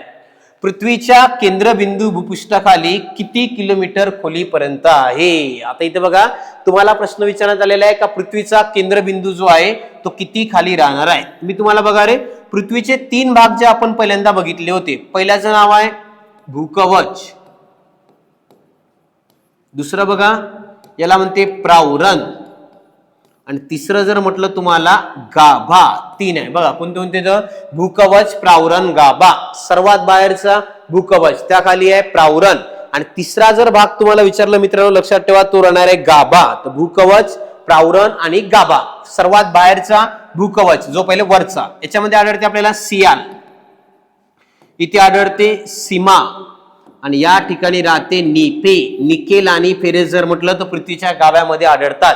निकेल आणि फेरस, निपे, सियाल, सीमा, निपे. आता याने काय प्रश्न विचारला तर केंद्रबिंदू भूपृष्ठाखाली किती किलोमीटर खोलीपर्यंत आहे. त्याला विचारायचं बघा रे का पृथ्वीच्या या भागापासून तर इथपर्यंत लक्षात घ्या हा जो भाग आहे हा किती किलोमीटर अंतराचा राहणार आहे. तर तो बघा तुम्हाला हा जर किती किलोमीटर अंतर आहे, हा आहे 6371 किलोमीटर. लक्षात घ्या म्हणजे इथपासून तर इथपर्यंत याला सरळ म्हणतो पृथ्वीची त्रिज्या जर किती आहे म्हटलं रेडियस 6371 किलोमीटर जे आहे पृथ्वीची रेडियस राहणार आहे. अप्रॉक्सिमेटली कधी कधी 6400 सांगतात, पण इथे लक्षात घ्या 6371 किलोमीटर पृथ्वीची त्रिज्या राहणार आहे. तर ऑप्शन नंबर 2 जे आहे लक्षात घ्या 2 नंबरला तुम्हाला ऑप्शन नंबर आहे का केंद्रबिंदू भूपृष्ठाखाली किती किलोमीटर खोलीपर्यंत आहे 6371 किलोमीटर पर्यंत लक्षात ठेवा राहणार आहे. रत्नागिरी ठाणे बँड्समॅन 2024 ला हा प्रश्न येऊन गेलेला आहे. 6371 जे आहे याचं उत्तर राहिला पाहिजे. क्लिअर आहे. चला पुढे चला नेक्स्ट प्रश्नाकडे जाऊ. हा बघा रत्नागिरी चालक 2024 ला प्रश्न आलेला आहे. दक्षिणायन हा कालखंड कोणता. आता बघा इथे एक राहते उत्तरायण एक राहते दक्षिणायन. उत्तरायण म्हणजे ते सूर्याचे उत्तरेकडे सरकणे, त्याला म्हणते उत्तरायण. आणि सूर्याचे दक्षिणेकडे सरकणे त्याला म्हणते दक्षिणायन. मी आताच तुम्हाला 4 दिवस सांगितलेले आहे, बघून घ्या. पहिल्यांदा सर्वात पहिले राहते 21 जून. दुसरा दिवस आहे रे 22 डिसेंबर. सर्वात मोठा जर म्हटलं तुम्हाला तर लक्षात ठेवा उत्तर गोलार्धामध्ये 21 जून. आणि सर्वात लहान लक्षात घ्या, सर्वात लहान जर कोणता म्हटलं तर सर्वात लहान राहणार आहे 22 डिसेंबर. आता पहिल्या नंबरला याने दक्षिण विचारला, मी पहिले उत्तरायण सांगतो. बघा उत्तरायणचा अर्थ होते बघा 22 डिसेंबर पासून तर 21 जून पर्यंतचा जो कालखंड राहणार आहे, लक्षात घ्या 22 डिसेंबर पासून तर 21 जून पर्यंतचा कालखंड म्हणजे होते सूर्याचे उत्तरायण. म्हणजे सूर्य बघा उत्तरेकडे सरकते. 22 डिसेंबर पासून तर 21 जून पर्यंत सूर्य जो आहे उत्तरेकडे सरकते. मग तुम्ही एक गोष्ट ऑब्झर्व करा, 22 डिसेंबर नंतर दिवस हळूहळू वाढत जाते. लक्षात घ्यायचं आहे, हळूहळू दिवस जो आहे वाढत वाढत वाढत वाढत जाणार आहे. त्याच्यानंतर पुढे पुढे लक्षात घ्यायचं आहे 22 किंवा 23 मार्चला दिवस एक्झॅक्ट 12 तास 12 मिनिटं 12 तास आणि रात्र सुद्धा 12 तासाची राहील. पुन्हा दिवस वाढत वाढत वाढत वाढत जाणार. 21 जून या दिवशी सर्वात मोठा दिवस राहते, म्हणजे सूर्य अतिशय उत्तरेकडे आलेला आहे, याच्या पलीकडे राहणार नाही, म्हणून 21 जून राहते सर्वात मोठा दिवस. आता 22 डिसेंबर पासून तर 21 जून पर्यंत आपण गेलो, तर हे झालं सूर्याचा उतरण्याचा कालावधी. सेम बघा आता 21 जून पासून ते 22 डिसेंबर पर्यंत या ठिकाणी काय होते, सूर्य दक्षिणेकडे सरकत जाते, म्हणून याला म्हणते सूर्याचे दक्षिणायन. तर दक्षिणायन कालावधी आहे 21 जून पासून तर 22 डिसेंबर सूर्य जो आहे दक्षिणेकडे सरकत चालते, म्हणजे या म्हणते दक्षिणायन. 22 डिसेंबर पासून ते 21 जून पर्यंत उत्तरायण, म्हणून 21 जून सर्वात मोठा दिवस. 21 जून पासून दिवस लहान लहान लहान होणं चालू होत असते, लक्षात ठेवा 22 डिसेंबरला सर्वात लहान दिवस राहते. त्यामुळे बघा यालाच म्हणते सूर्याचे दक्षिणायन कालखंड जर म्हटलं तर 21 जून पासून ते 22 डिसेंबर पर्यंत उत्तरायण आणि दक्षिणायन. आपल्याला प्रश्न आहे दक्षिणायन कधी राहते, तर दक्षिणायन लक्षात ठेवा तो जो राहणार आहे 21 जून ते 22 डिसेंबर हा कालावधी दक्षिणायन कालावधी म्हणून ओळखला जाते. ऑप्शन नंबर 1 क्लिअर आहे. एक तर राहते उत्तरायण, एक राहते दक्षिणायन. 21 जून सर्वात मोठा दिवस आणि 22 डिसेंबर म्हटलं तुम्हाला सर्वात लहान दिवस जो आहे उत्तर गोलार्धामध्ये राहणार आहे. मग सारखे दिवस मी 2 सांगितले होते, 22 किंवा 23 मार्च आणि 22 किंवा 23 सप्टेंबर या दिवशी दिवस आणि रात्र जो आहे तो एक समान राहणार आहे. क्लिअर आहे. चला पुढच्या प्रश्नाकडे जाऊ. नेक्स्ट प्रश्न बघा, हा सुद्धा बघा तुम्हाला रत्नागिरी चालक 2024 ला जो आहे प्रश्न आपल्याला विचारण्यात आलेला आहे. प्रश्न बघा खालीलपैकी योग्य पर्याय निवडा जो आहे तो प्रश्न विचारण्यात आलेला आहे. बघा रे, पृथ्वीच्या परिवलनामुळे सागरी प्रवाह उत्तर गोलार्धात घड्याळाच्या काट्याच्या दिशेने फिरतात. नंबर 2, पृथ्वीच्या परिवलनामुळे सागरी प्रवाह उत्तर गोलार्धात घड्याळाच्या काट्याच्या विरुद्ध दिशेने फिरतात. पहिले म्हणते घड्याळाच्या काट्याच्या दिशेने फिरतात, दुसरा आहे विरुद्ध दिशेने फिरतात. नंबर 3, पृथ्वीच्या परिवलनामुळे सागरी प्रवाह दिशाहीन होतात. बघा तिसरा ऑप्शन तुम्हाला दिलेला आहे. चौथा आहे वरील पैकी कोणतेच नाही. ऑप्शन बघा 17 तुम्हाला योग्य पर्याय जो आहे तो ओळखायला लावलेला आहे. रत्नागिरी चालक 2024 ला जो आहे प्रश्न आलेला आहे, म्हणून बघा रत्नागिरीला प्रश्न आहे योग्य पर्याय ओळखा म्हणून तुम्हाला विचारण्यात आलेला आहे. इथे तुम्हाला बघा 17चं जे उत्तर आहे ते मित्रांनो लक्षात ठेवायचं आहे, ते जे राहणार आहे ऑप्शन क्रमांक 1.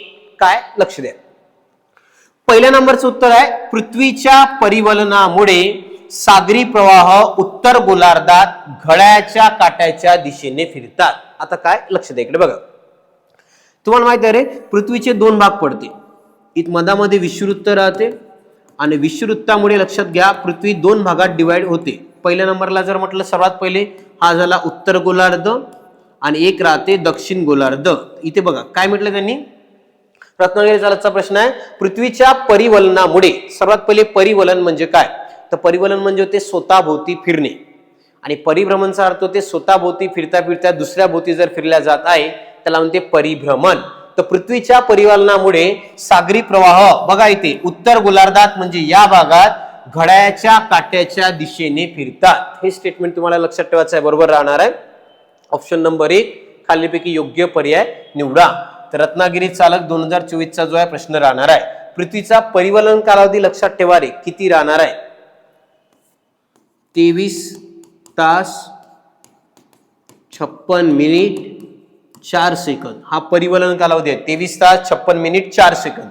एक राहते परिभ्रमण. परिभ्रमण कालावधी लक्षात ठेवायचा आहे 365 दिवस.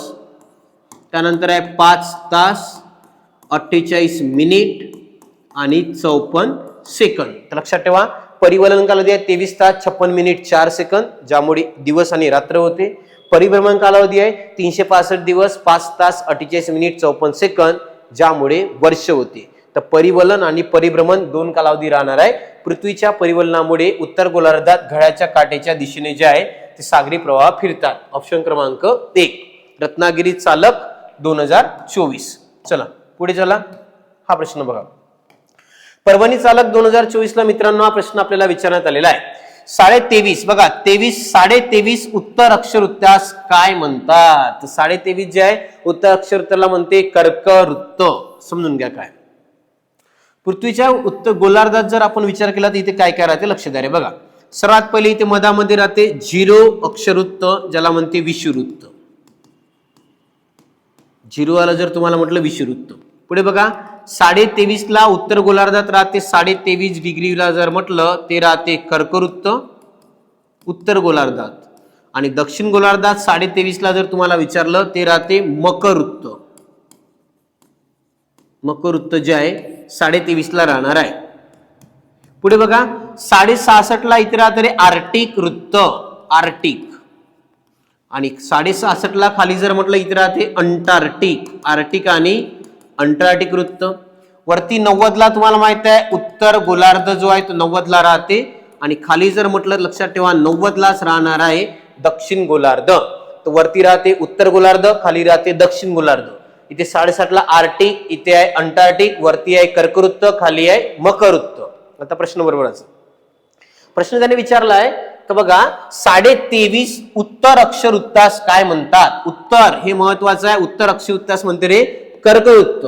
जर इथे दक्षिण म्हटलं असतं तुम्हाला तर दक्षिणला जर विचारलं असतं का दक्षिण 23.5 दक्षिण अक्षरवृत्तास काय म्हणतात, त्याला म्हणते मकरवृत्त. तर पण ऑप्शन आपल्या बघा उत्तर अक्षरवृत्तास विचारलं असल्याच्या कारणाने याचं उत्तर आहे कर्कवृत्त. 23.5 डिग्रीवर कर्कवृत्त राहते. आणि कर्कवृत्त बघा भारताच्या 8 राज्यातून जाते. लक्षात ठेवा कर्कवृत्त जर म्हटलं तर भारताच्या 8 राज्यामधून जाणार आहे. 8 कोणते बघा. पहिल्या नंबरला ट्रिक होती सांगतो तुम्हाला. ट्रिक काय बघा रे. गुरुच्या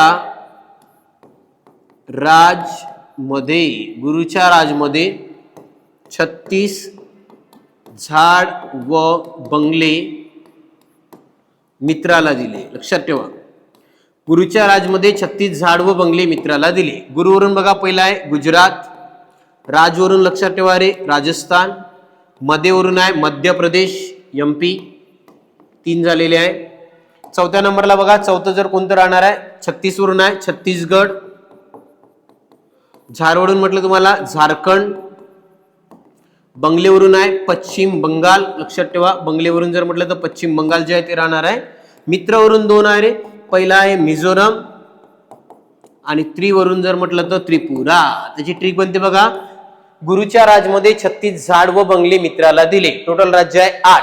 गुरुवरून आहे गुजरात, राजवरून आहे राजस्थान, मध्यवरून मध्य प्रदेश. पुढे बघा 36 वरून छत्तीसगड, झारवरून आहे झारखंड, बंगलेवरून पश्चिम बंगाल आणि मित्रावरून 2 मिझोरम आणि त्रिपुरा. 23.5 ला वरती कर्कवृत्त, खाली आहे मकरवृत्त. 66.5 ला आर्टिक वृत्त, खाली आहे अंटार्क्टिक वृत्त. आणि वरती बघा उत्तर गोलार्ध 90 डिग्री, दक्षिण गोलार्ध 90 डिग्रीला खाली भागात राहणार आहे. ऑप्शन नंबर याचा इथे बघा ऑप्शन नंबर 4. 23.5 अक्षरवृत्तास उत्तर गोलार्धातल्या काय म्हणतात. कर्कवृत्त म्हणून ओळखलं जाते. परभणी चालक 2024. क्लिअर आहे. चला पुढे नेक्स्ट प्रश्नाकडे जाऊ आपण. बघा नेक्स्ट प्रश्न काय.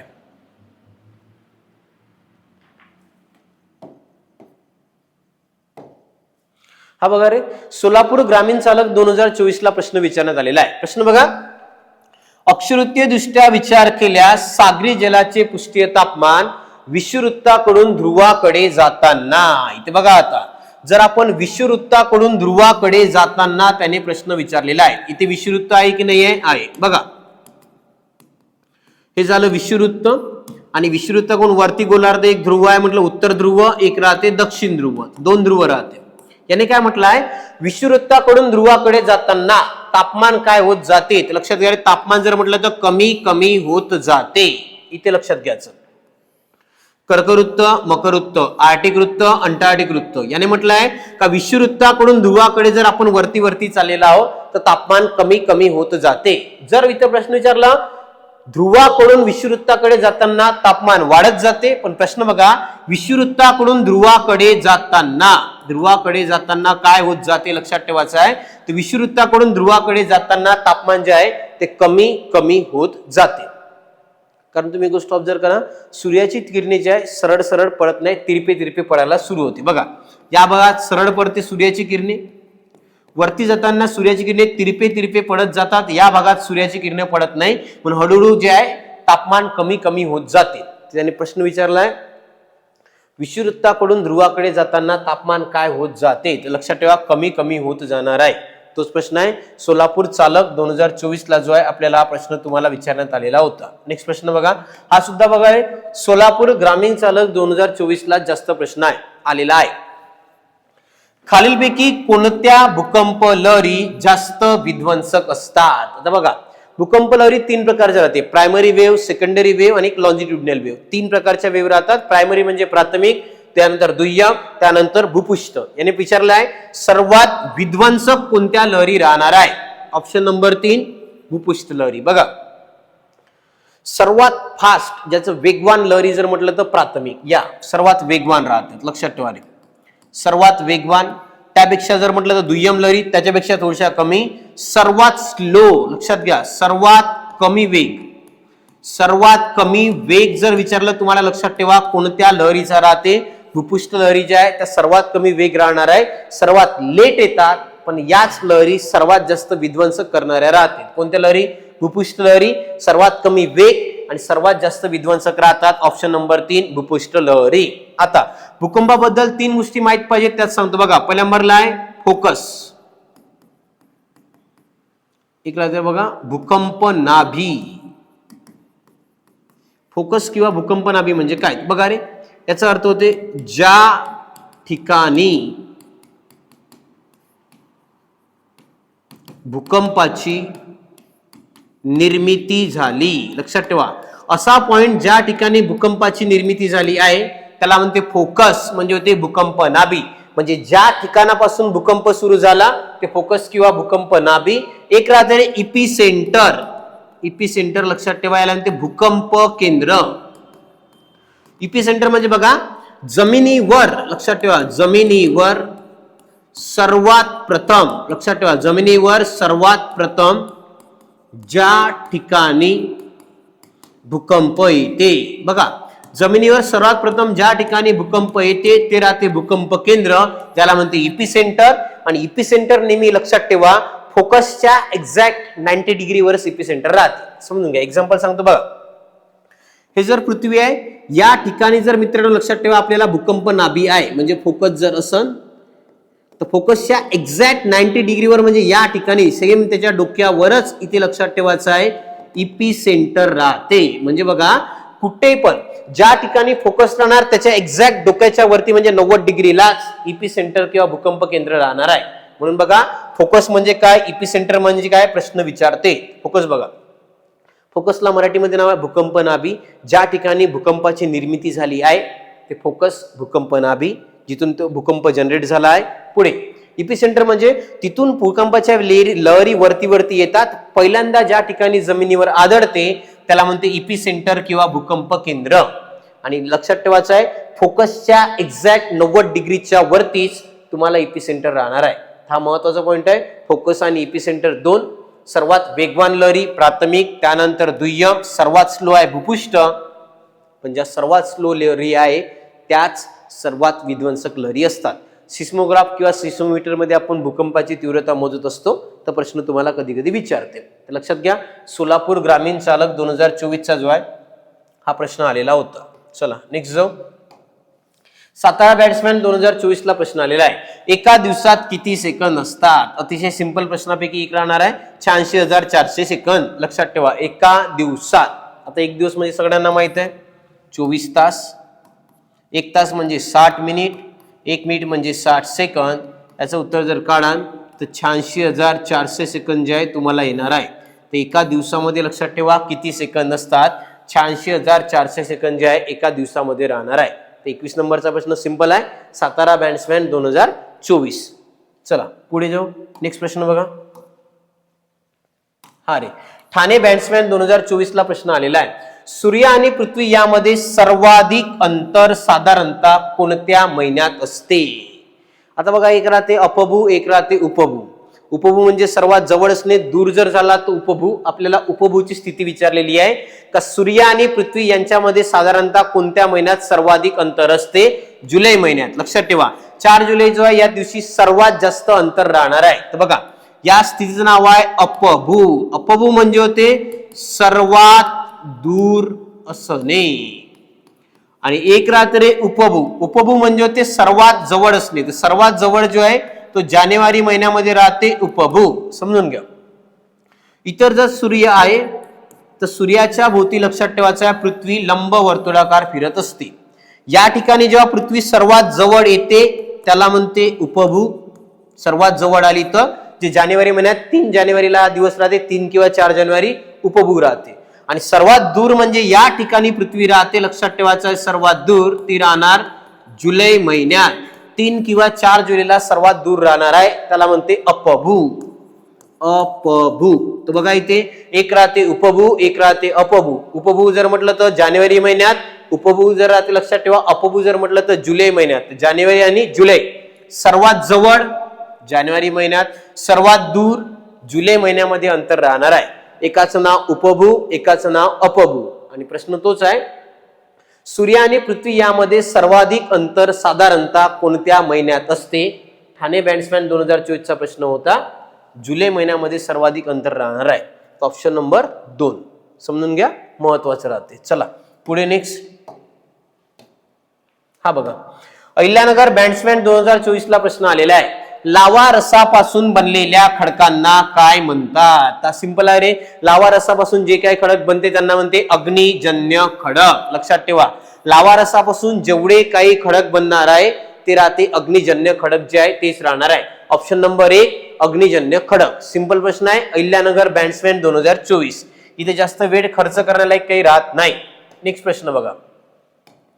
ठाणे ग्रामीण चालक 2023 ला जो आहे प्रश्न आलेला आहे. बघा रे, सौर मालिकेतील कोणत्या ग्रहाला लाल ग्रह असे म्हणतात? हा लाल ग्रह म्हटलं आयरन तुम्हाला माहित आहे सर्वात जास्त मंगळ. बघून घ्या रे, मंगळ जो आहे तुम्हाला याच्यापैकी बऱ्यापैकी प्रश्न पडतात. भारतीयांमध्ये किंवा जगामध्ये सर्वात जास्त क्युरियोसिटी का ज्या ग्रहावर मानवी वस्ती राहू शकते तो ग्रह आहे मंगळ. आणि आपण सुद्धा इथे बघा वेगवेगळे मिशन सुद्धा पाठवतो का मंगळावर. जसं आपण बॉम्ब पाठवला आहे, मार्स ऑर्बिट मिशन 2013 ला, पोचला होता 2014 ला. आणि जगामध्ये पहिल्याच प्रयत्नात मंगळाच्या कक्षेमध्ये यान पोहोचवणारा देश जो आहे तो भारत बनलेला होता. लक्षात ठेवा. तर मंगळ जे आहे क्युरियोसिटी आहे का मंगळावर आपल्या इथे लक्षात ठेवायचं आहे मानवी वस्ती राहू शकते किंवा वसू शकतो. का बरं? लक्ष द्या. पहिल्यांदा मंगळमध्ये सर्वात पहिले बघा सूर्यमालेतील, मंगळ जर म्हटलं लक्षात घ्या सूर्यमालेतील चौथा ग्रह. सूर्यमालेमध्ये जर चौथा ग्रह जर म्हटलं तो राहणार आहे मंगळ. पृथ्वीच्या नंतर चौथा ग्रह जो आहे तो आहे मंगळ. सूर्यमालेतील चौथा ग्रह मंगळ. पुढे नंबर दुसरा पण बघा, याला बघा लाल ग्रह. इथे आयरन ऑक्साईडचं प्रमाण मोठ्या प्रमाणात त्या वातावरणात असल्याच्या कारणाने याला लाल ग्रह म्हणून सुद्धा ओळखलं जाते. मंगळ म्हटलं कोणता? लाल ग्रह जो आहे तो मंगळ राहणार आहे. तर बघा सूर्यमालेतील चौथा ग्रह यालाच म्हणते लाल ग्रह.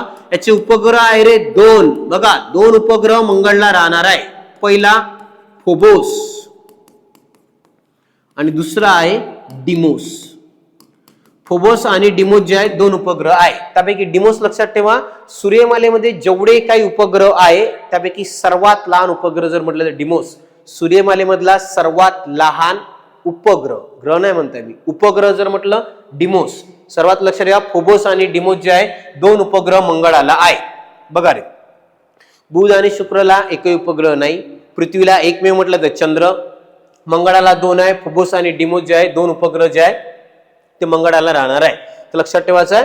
त्यानंतर बघा मंगळ जो ग्रह आहे तो लक्षात ठेवा रे आपल्या अक्षावर 23.5 डिग्री झुकला सुद्धा आहे. तर लक्षात ठेवायचं हा झुकून सुद्धा राहिलेला आहे. तर हे सुद्धा एक महत्वाचं कारण आहे की जीवसृष्टी राहू शकते. तर मंगळ लक्षात ठेवा. पहिला पॉईंट सूर्यमालेतला चौथा ग्रह यालाच म्हणते लाल ग्रह. उपग्रह म्हटलं तर 2 फोबोस आणि डिमोस. आणि याच ग्रहावर बघा सूर्यमालेतला सर्वात मोठा पर्वत ऑलिम्पस मॉन्स जो आपल्या इथे आहे ना बघा, भारतामध्ये किंवा जगातलं सर्वात उंच शिखर जर म्हटलं तर माउंट एव्हरेस्ट.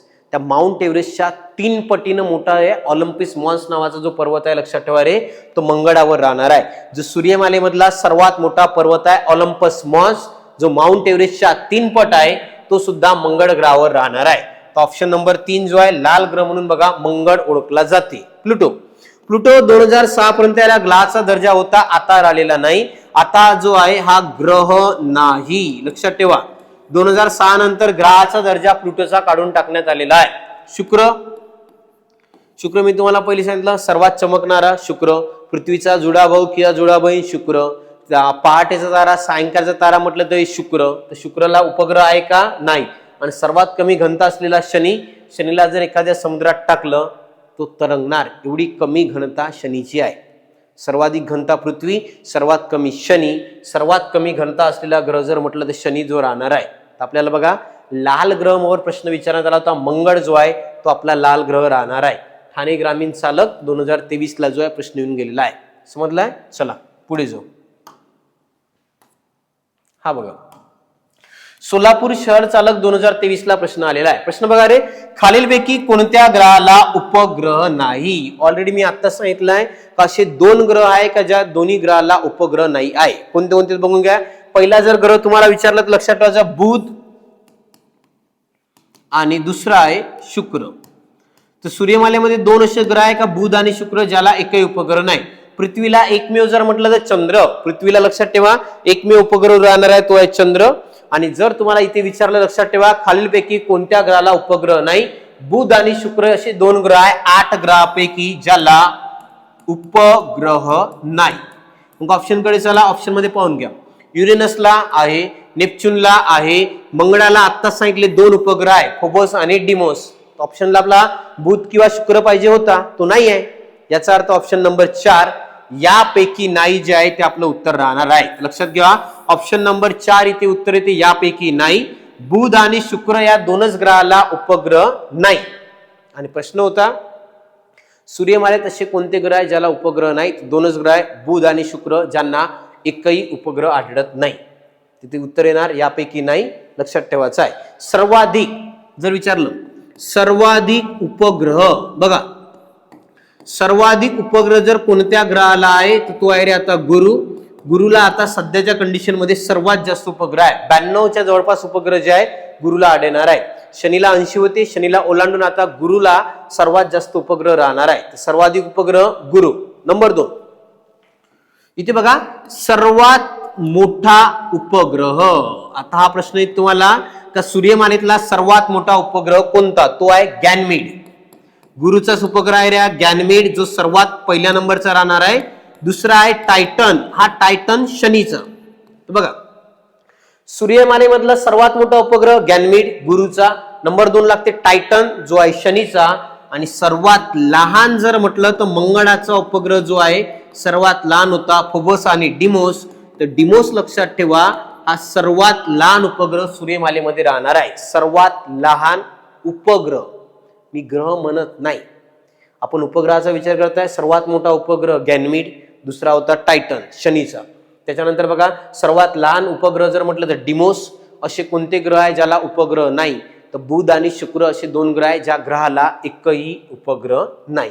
ते बुध आणि शुक्र पैकी एक उत्तर पाहिजे होतं, इथे नसलेल्या कारणाने आपण ऑप्शन नंबर 4 सोबत जो आहे याला गेलेलो आहे. ऑप्शन नंबर 4 बुध आणि शुक्र या ग्रहाला एकही उपग्रह नाही. चला नेक्स्ट.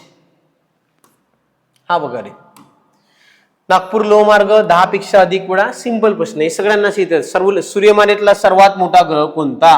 गुरु. हे काय ते तुम्हाला इथे लक्षात ठेवायचं आहे. सूर्यमालेमध्ये सर्वात मोठा बघा इथे पहिला पॉइंट आहे सर्वात मोठा, सर्वात जड, सर्वाधिक उपग्रह. 3 पॉइंट. सर्वाधिक उपग्रह बघा सर्वात पहिले गुरु जर म्हटलं सर्वात मोठा, सर्वात जड, सर्वाधिक उपग्रह. आणि या ग्रहावर जास्त वादळ येत असलेल्या कारणाने याला वादळी ग्रह म्हणून सुद्धा ओळखलं जाते, तो होता गुरु. नंबर 2 बुध. बुध जो आहे तो आहे सर्वात लहान. लक्षात ठेवा बुध जर म्हटलं तर सर्वात लहान. दुसरा आहे सर्वात जलद, परिक्रमा. इथे बघा सर्वात जलद परिक्रमा करते, फक्त 88 दिवसात एक चक्कर मारून गायब होऊन जाते. लक्षात ठेवायचं आहे, फक्त 88 दिवसात एक पृथ्वीला म्हणतो सूर्याला चक्कर मारते. सर्वात जलद परिक्रमा फक्त 88 दिवसामध्ये करणारा जर ग्रह म्हटलं तर बुध, सर्वात लहान ग्रह बुध. लक्षात ठेवा. मंगळ मी तुम्हाला सांगितलंय चौथा ग्रह जर म्हटलं मंगळ, जो आहे लाल ग्रह, लक्षात ठेवा तो राहणार आहे मंगळ. आणि शुक्र जर म्हटलं तुम्हाला लक्षात ठेवा रे, शुक्र आहे पृथ्वीच्या सर्वात जवळचा ग्रह. बघा इथे पृथ्वीच्या सर्वात जवळचा जर कोणता ग्रह आहे तर शुक्र. पृथ्वीच्या सर्वात जवळचा ग्रह शुक्र. यालाच म्हणते बघा पहाटेचा तारा, पहाटेचा तारा किंवा सायंकाळचा तारा, दोन नाव आहे. पहिलं होतं पहाटेचा तारा किंवा सायंकाळचा तारा म्हटलं तरी शुक्र. आणि बुध आणि शुक्र असे दोन ग्रह आहे ज्या ग्रहाला उपग्रह नाही. तर बुध आणि शुक्राला एकही उपग्रह राहत नाही. आपल्याला प्रश्न होता सूर्यमालेतला सर्वात मोठा ग्रह कोणता? गुरु. ऑप्शन नंबर 3 जे आहे गुरु सर्वात मोठा, सर्वात जड, सर्वाधिक उपग्रह असणारा जो आहे तो राहणार आहे. सर्वात लहान बुध, पण बुध सूर्याच्या सर्वात जवळचा आणि पृथ्वीच्या सर्वात जवळचा जर ग्रह म्हटलं शुक्र जो आहे तो पृथ्वीच्या सर्वात जवळचा ग्रह राहणार आहे. क्लिअर आहे. चला 10 पेक्षा अधिक वेळा येऊन गेला आहे रे, महत्वाचा राहते, लक्षात ठेवा. पुढे चला.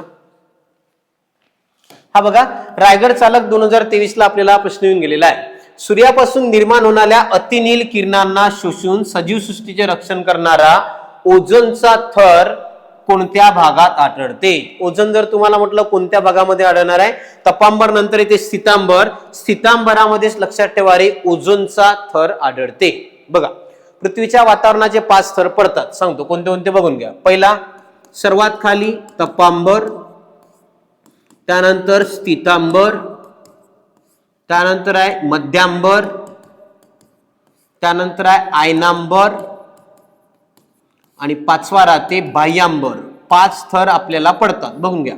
आताच कंबाईन ग्रुप बी ला सुद्धा प्रश्न गेलाय पृथ्वीच्या वातावरणाचे कोणते कोणते टप्पे राहणार आहे. पहिला तपांबर, स्थितांबर, मध्यांबर, आयनांबर, बाह्यांबर. 5 थर आहे. पहिला तपांबर, त्यानंतर स्थितांबर, त्यानंतर मध्यांबर, त्यानंतर आयनांबर, लास्ट मध्ये बाह्यांबर. याचा अर्थ बघा सर्वात जवळचा थर जर म्हटलं तर तपांबर, तपांबर नंतर दुसरा आहे स्थितांबर आणि स्थितांबर मध्येच आढळते ओझोनचा थर. बघा रे सूर्यापासून जे अल्ट्राव्हायोलेट रेज येतात त्यापासून आपल्याला प्रोटेक्ट करण्याचं काम हा ओझोनचा थर करणार आहे, ज्याचा फॉर्म्युला आहे O3.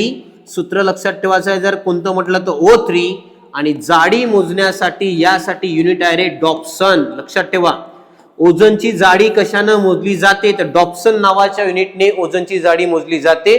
फॉर्म्युला म्हटलं O3 ओझोनचा थर. आणि एक करार झाला होता बघा, याचं नाव आहे मॉन्ट्रियल करार. विचार तुम्हाला का ओझोनच्या थरासंबंधी कोणता करार करण्यात आलेला आहे? त्याचं नाव आहे मॉन्ट्रियल करार. 16 सप्टेंबर 1987 ला मॉन्ट्रियल करार करण्यात आलेला आहे. 16 सप्टेंबर 1987 ओझोन थराच्या प्रोटेक्शनसाठी. काय होतं या टायमात ओझोनला जे आहे पहिल्यांदा थराला छिद्र पडल्याचं निदर्शनात आलं आणि ते छिद्राला आपण दुरुस्त कशा प्रकारे करू शकतो त्यासाठी एक करार करण्यात आला. कॅनडाचं एक मॉन्ट्रियल नावाचं शहर आहे, त्या ठिकाणी हा करार झाला ज्याला म्हणते मॉन्ट्रियल करार. 16 सप्टेंबर 1987 ला करार झाला.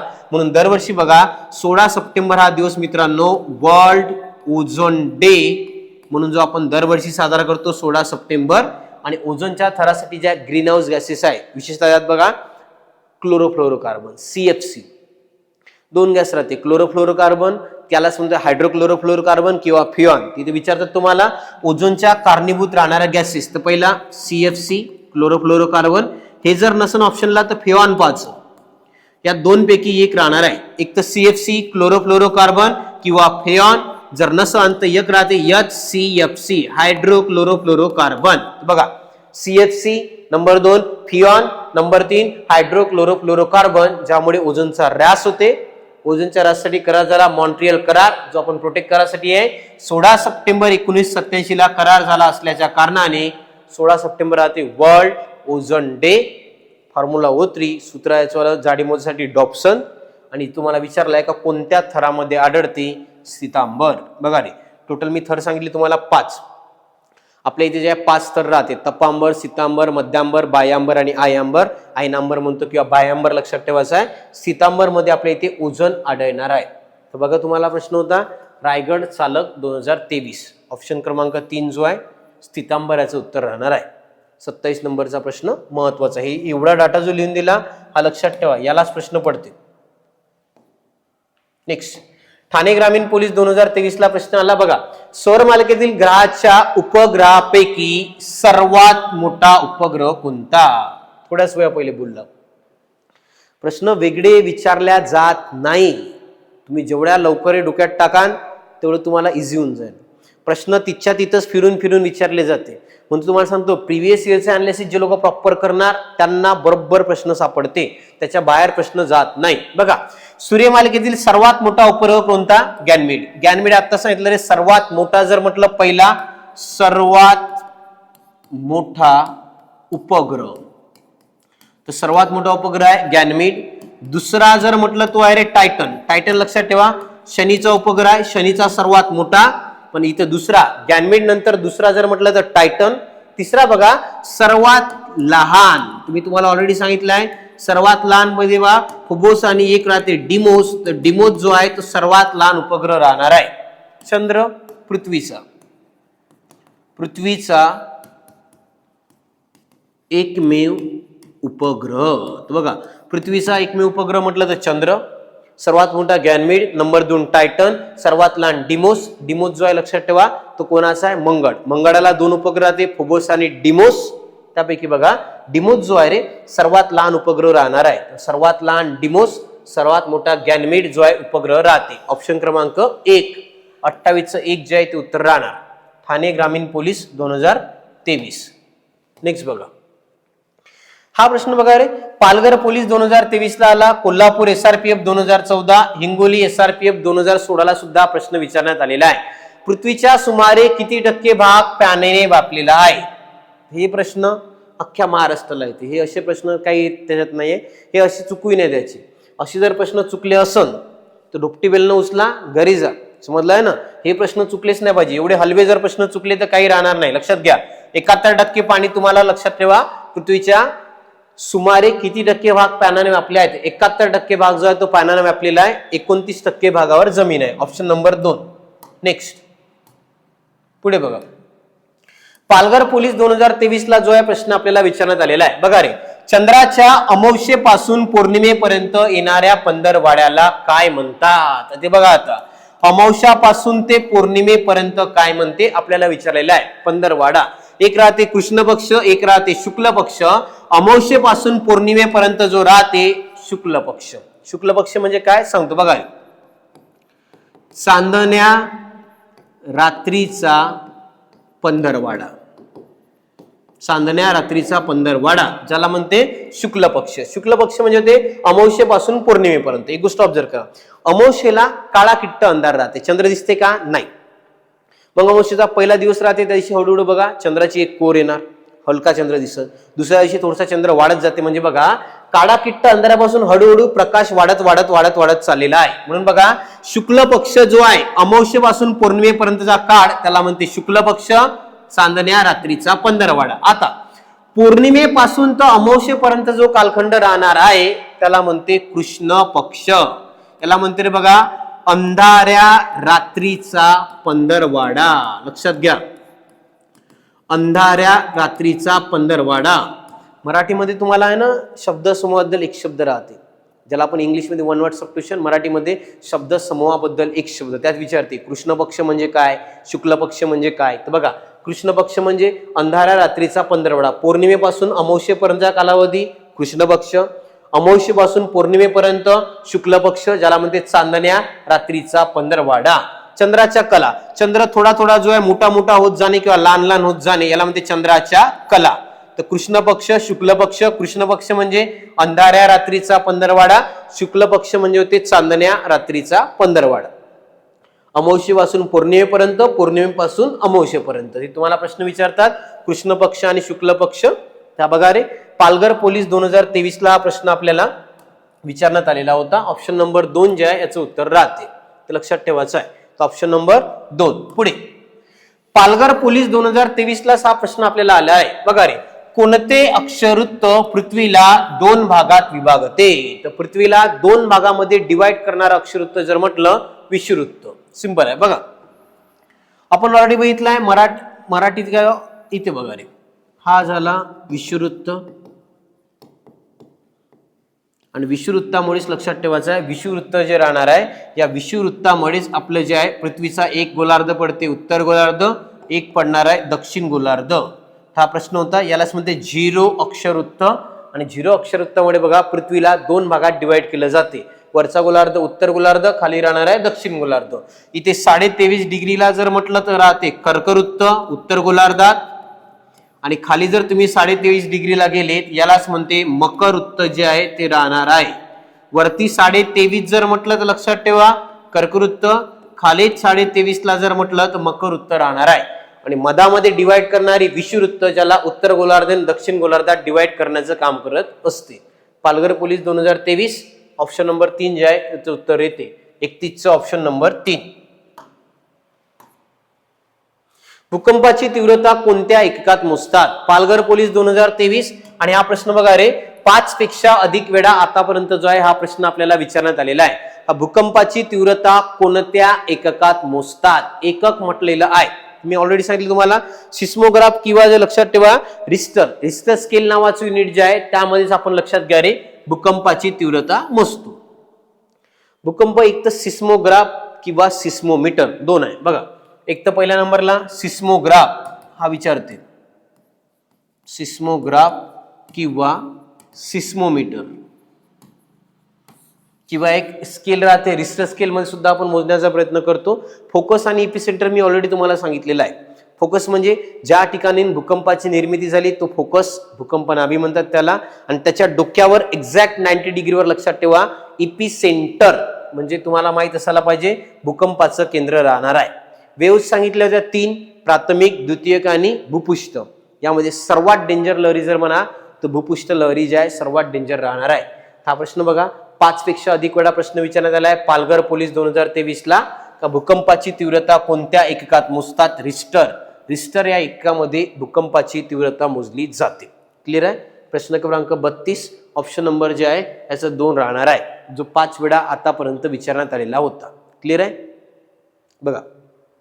आजच्या लेक्चरमध्ये मित्रांनो आपण जवळपास 32 प्रश्नाला डिकोडिंग करण्याचा प्रयत्न केलेला आहे. त्याचं डिटेल अनालिसिस सुद्धा कव्हर केलेला आहे. याच्या निगडीतच जवळपास प्रश्न बनतात म्हणून ज्या काही गोष्टी तुम्हाला एक्स्ट्रा माहिती दिली जात आहे ऑप्शनच्या आधारे ते बरोबर कव्हर करून ठेवा त्यावरच प्रश्न तुम्हाला बनते. याचा हा पहिला पार्ट होता. उद्याच्या लेक्चरमध्ये आपण राहिलेले उरलेले प्रश्न जे काही राहणार आहे ते कव्हर करण्याचा प्रयत्न करणार आहोत. व्हिडिओ जर आवडला असेल तर व्हिडिओला लाईक करा आणि कोणता व्हिडिओ जर अजून नवीन काही शूट करायचं असेल तर आम्हाला आमच्या कमेंट बॉक्समध्ये सांगा. तुमची प्रतिक्रिया आम्हाला मोटिवेट करण्याचं काम करते. त्यामुळे कमेंटमध्ये कमेंट करायला विसरू नका. ठीक आहे. Thank you so much.